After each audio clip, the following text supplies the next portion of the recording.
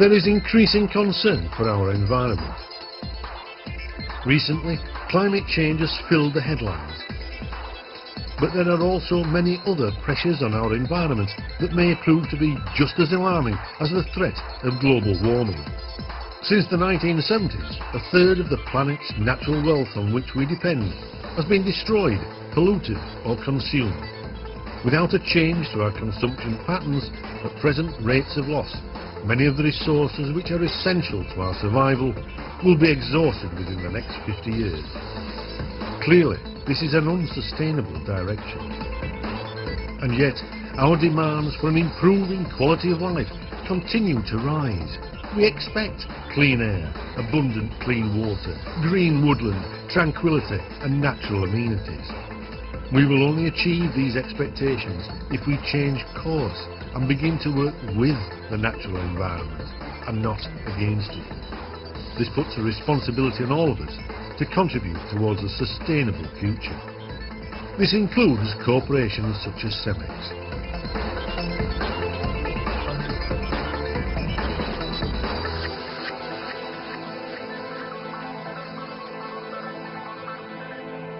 Our operations cannot exist in isolation from global environmental concerns.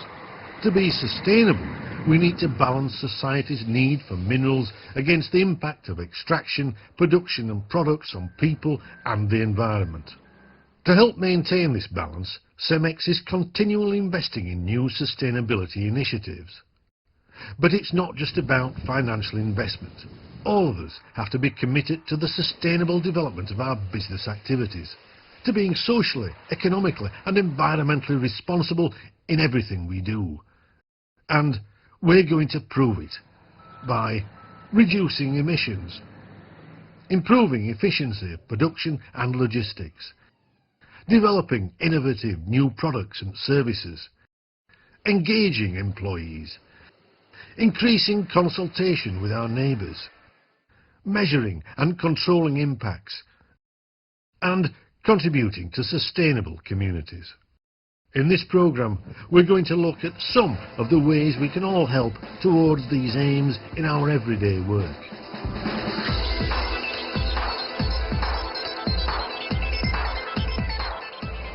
To most people working on a site, noise and vibration are a necessary part of the job. But to someone living nearby, it can be an issue of constant irritation. Reversing bleepers, revving vehicle engines, horns, banging buckets, machinery, pumps, generators, shouting instructions, hammering, and even the occasional explosion at quarry sites.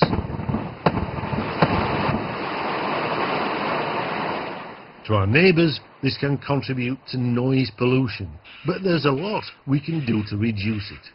Here at King's Cross, for example, near the very centre of London, one of our depots sits within a metre of a residential area. Imagine where you live and think, well, if you had a neighbour that would tip 30 tonnes of gravel at 7 in the morning into their back garden, or would hammer away noisily inside a gone-off cement mixer at 9 o'clock on a Saturday morning, you go around and have a little word. You probably wouldn't take it lying down. And in the modern day and age, you can't really just take it lying down from a large company either, particularly a company with a responsible environmental track record and one that actually has environmental obligations and obligations to its community.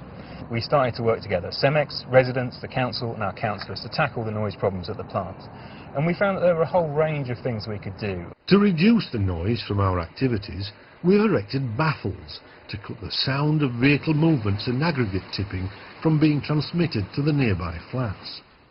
In noise-sensitive locations, we can restrict deliveries to daytime working hours. It was about not starting tipping at 7 in the morning, but actually moving a production schedule so that tipping didn't start till a much more acceptable 8:30.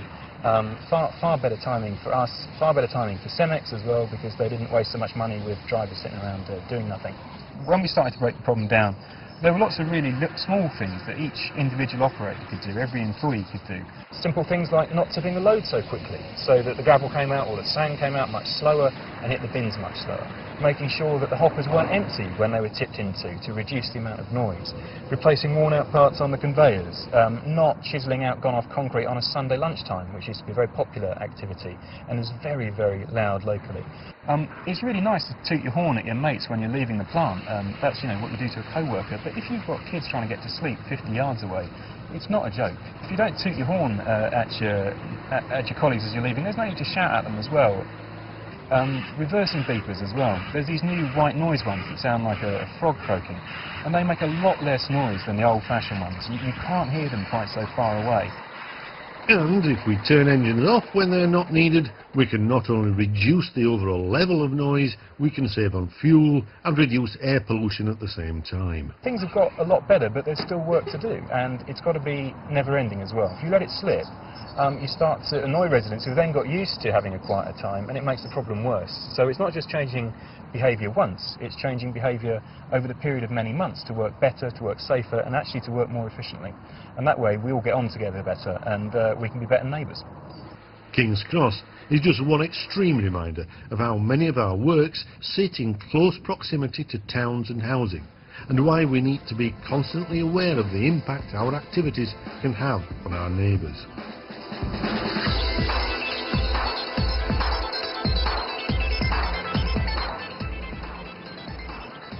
One of the main air pollution concerns for the cement industry is from dust. This can come from a whole range of activities, such as transferring materials into hoppers and onto conveyors, loading and unloading materials, cement manufacture, concrete mixing, vehicle movements and storage. In most cases, there are procedures and measures in place to limit the amount of dust released, but it's up to everyone to make sure these measures remain effective. For example, keeping doors shut will stop dust getting out when it's on the inside and getting in when it's on the outside.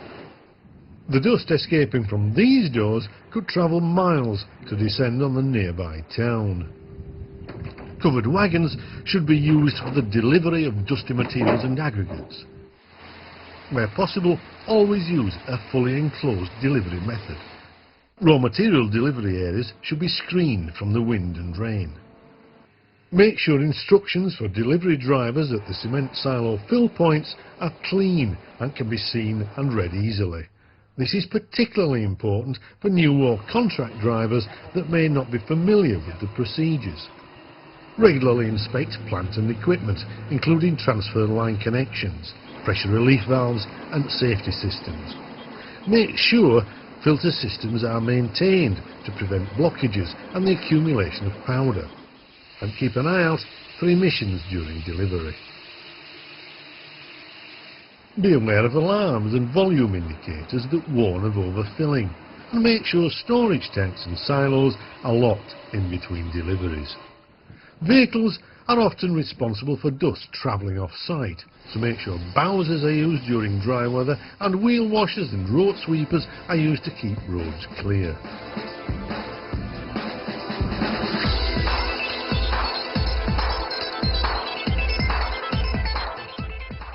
Few of us realise how much waste is produced to support our everyday lives, but for every tonne of product consumed, a staggering 11 tonnes of raw material is used up.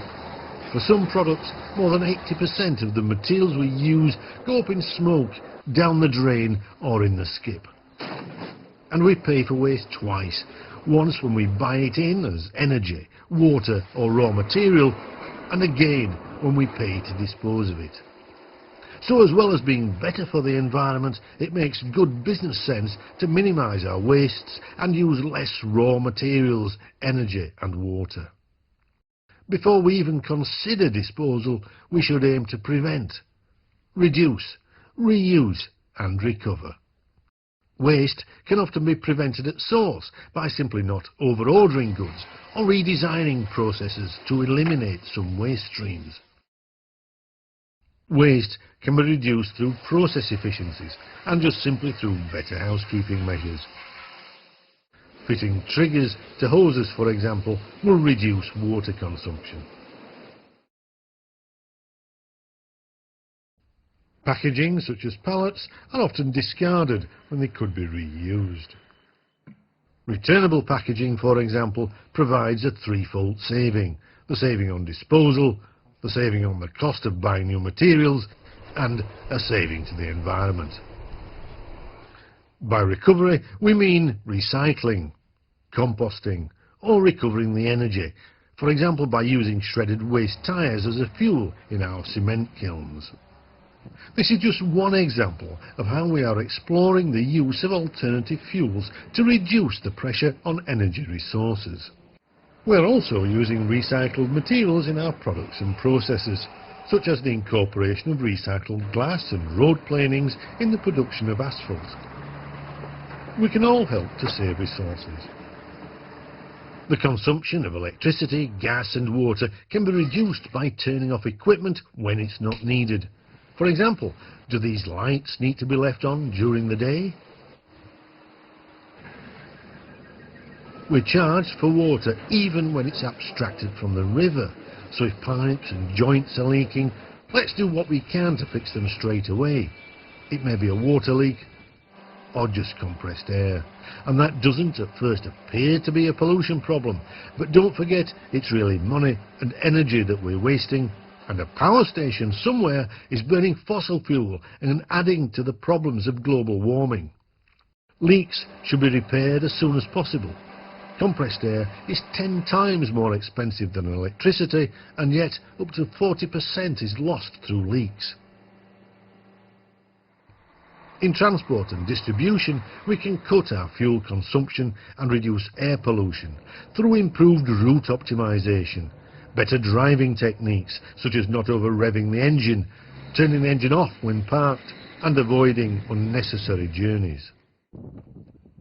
These techniques can cut fuel consumption substantially, as well as reducing air pollution.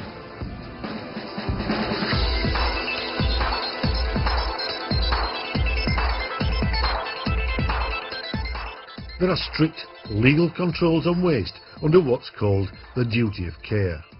All waste has to be identified, fully documented, transported and disposed of only by those authorised to do so. There are additional controls for those wastes classed as toxic or hazardous, such as mineral oils, flue tubes, batteries, PC monitors, some paints and clinical wastes. These are called hazardous waste in England and Wales, or special waste in Scotland and Northern Ireland. About half the waste the average company produces can be recycled, but it's almost impossible to recycle anything if it's mixed or contaminated with other waste.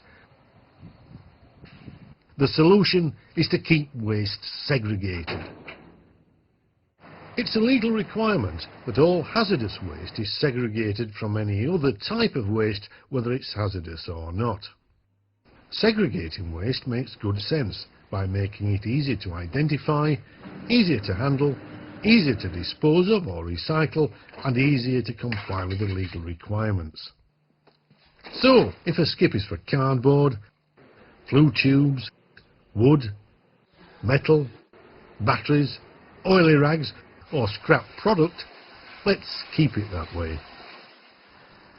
Oils, chemicals and product in any form can become pollutants. Broken packaging and bad storage, for example, might not appear at first to be a problem, but the rain can wash the contents away to rivers, or it can seep down through the soil to contaminate land and groundwater. This kind of bad housekeeping creates conditions for safety and environmental accidents, as well as damaging the environmental image of the business and wasting materials and product.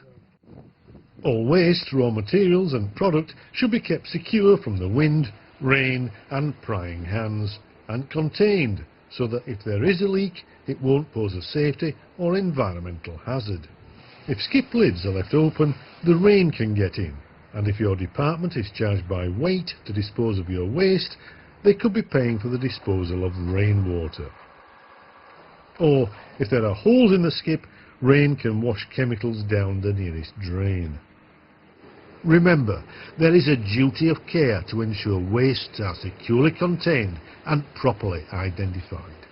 This is bad practice, as liquid and solid wastes should be disposed of separately. All waste skips and containers should be labelled to make it clear which waste types should be deposited where. Store all dusty or potentially dusty wastes in closed containers.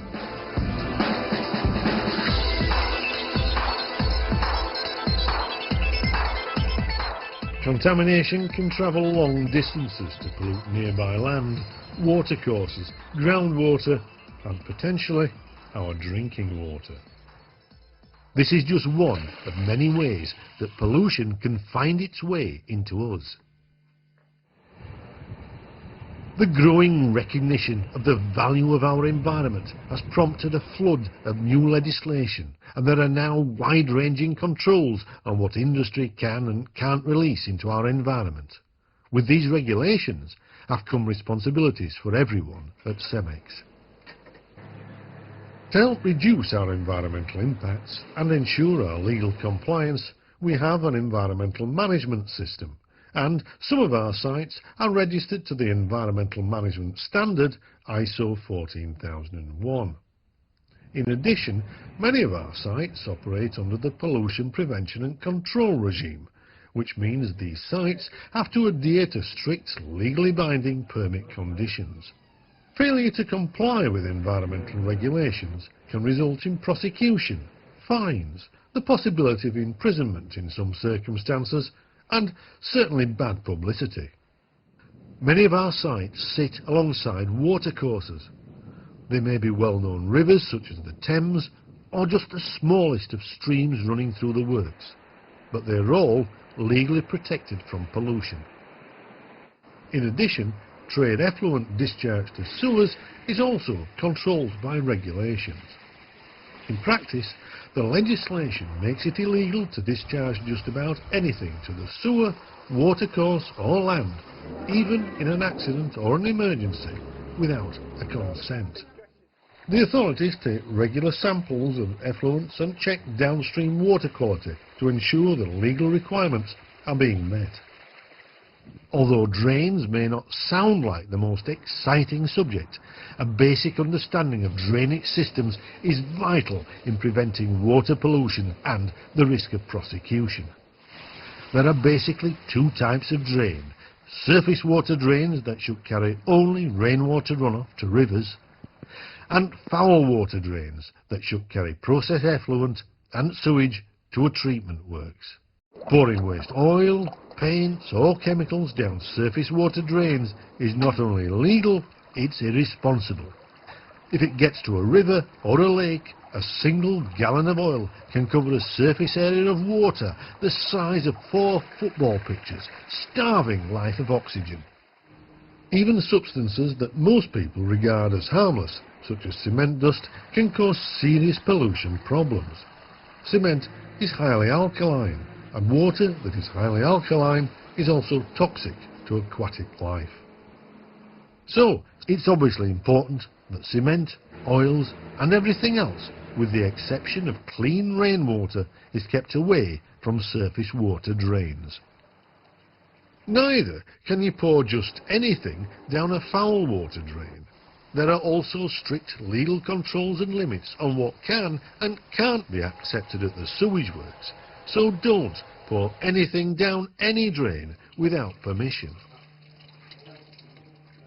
To make identification easier, drains should be colour-coded. The recognised convention is to use blue for surface water and red for foul. Make sure there are measures in place to prevent runoff and washout from your site entering and polluting drains and watercourses. If you're washing down vehicles, always use the designated areas, which are isolated from the surface water drainage system. Store all chemicals so that any spillages or drips will be contained. Skips Filling points and tanks containing oil, chemicals, or in fact any other substance that could prove harmful should be stored within a bund. A bund is a secondary containment system, usually a wall that surrounds tanks or a storage area. It is designed to contain any leaks. It may be several feet high or no more than a single brick, but it should be designed to retain all of the drum or tank contents if there's a leak. For example, the chemicals in these containers should be stored in a bunded area and not where they are a risk to drains. Inspect bunds regularly and remove any accumulated rainwater. If the water is contaminated, you may need to dispose of it as hazardous or special waste. Another increase in risk is from vandalism, so valves should be kept padlocked to prevent mischievous hands from turning them on. Use drip trays under equipment during maintenance and report any leaks from settlement tanks and lagoons.